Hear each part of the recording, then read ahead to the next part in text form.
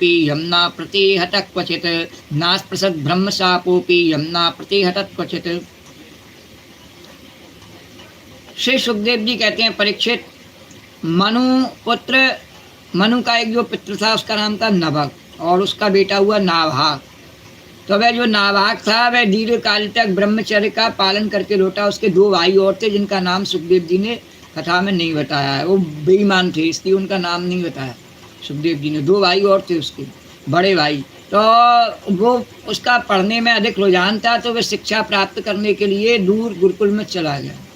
और पीछे से दोनों भाई जो गृहस्थी हो गए थे, उनके विवाह आदि हो गए थे, तो उन्होंने पिता को कहा, नवक को नाभाग को कहा कि ऐसा एक काम करो, नवक को कहा कि एक काम करो कि आप अपना सब जो भी है हमें दे दीजिए। तो पिता ने कहा कि मैं यदि तुम्हें दे दूं और बाद में जब तुम्हारा भाई आवेगा तो, अरे नहीं, वो तो उसने तो संन्यास ग्रहण कर लिया, वो अब कभी नहीं आवेगा, आप हम दोनों में ही संपत्ति का बंटवारा कर दीजिए। इस तरह से छल के द्वारा पिता से सब संपत्ति उन दोनों ने बंटवाई ली।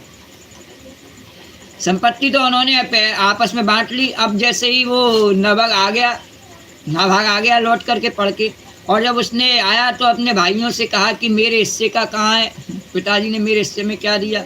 तो बोले, उसने अपने भाइयों से पूछा, भाइयों आप लोगों ने मुझे हिस्से में क्या दिया है। तब उन्होंने उत्तर दिया कि हम तुम्हारे हिस्से में पिताजी को ही तुम्हें देते हैं। बोले, ऐसे बंटवारा किया है हमने कि पिताजी को तो हमने पिताजी के धन को हमने ले लिया है और पिताजी को तुम्हें दिए दे रहे हैं।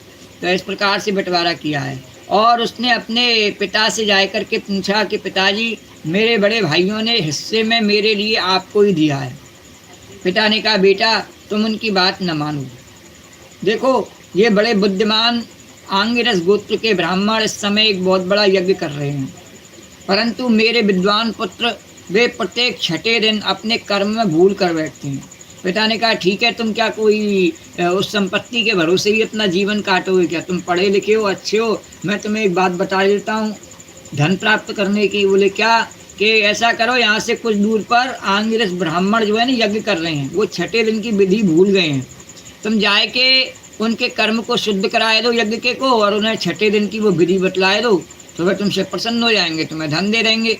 तुम उन महात्माओं के पास जाके उन्हें वैष्णदेव संबंधी 2 सूक्त बतलाए दो बस।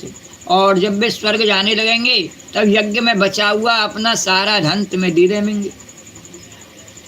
इसलिए अब तुम उन्हीं के पास चले जाओ। उसने अपने पिता के आज्ञा अनुसार वैसा ही किया। उन आंगिरस गोत्री ब्राह्मणों ने भी यज्ञ का बचा हुआ धन उसे दे दिया और वे स्वर्ग को चले गए। उन्होंने भी उसे वह धन दे दिया और चले गए। और जब नाभाग उस धन को लेने लगा, उसने कहा, अब तो कोई बात नहीं, मैं ले लेता हूँ। तब उत्तर दिशा से काले रंग का पुरुष आया और उसने कहा, यज्ञ भूमि में जो कुछ बचा है वह सब धन मेरा है, तुम इसे नहीं ले सकते हो। वे भगवान शंकर से और वहाँ पर वेश बदल करके वे उपस्थित हुए। नाभाग ने कहा, ऋषियों ने धन मुझे दिया इसलिए मेरा है। इस पर उस पुरुष ने कहा कि हमारे विवाद के विषय में तुम्हारे पिता से ही प्रश्न किया जाए, जाके अपने पिताजी से पूछ आओ। और तब नाभाग ने जाके पिताजी से पूछा तो पिता ने कहा कि एक बार दक्ष प्रजापति के यज्ञ में ऋषि लोग ये निश्चय कर चुके हैं कि यज्ञ भूमि में जो कुछ बचा रहता है वह सब रुद्रदेव का, भगवान शंकर का होता है। इसलिए धन तो महादेव जी को ही मिलना चाहिए, उनका ही है, जाके कह दो आप ले जाओ। तो नाभाग ने जाए करके उन काले रंग के पुरुष रुद्र भगवान को प्रणाम किया और कहा, प्रभु यज्ञ भूमि की सभी वस्तुएं आपकी हैं और मेरे पिता ने ऐसा ही कहा है। भगवान, मुझसे अपराध हुआ है, मैं सिर झुकाकर आपसे क्षमा मांगता हूँ, मुझसे गलती हो गई, मैंने आपका हिस्सा लेना चाहा।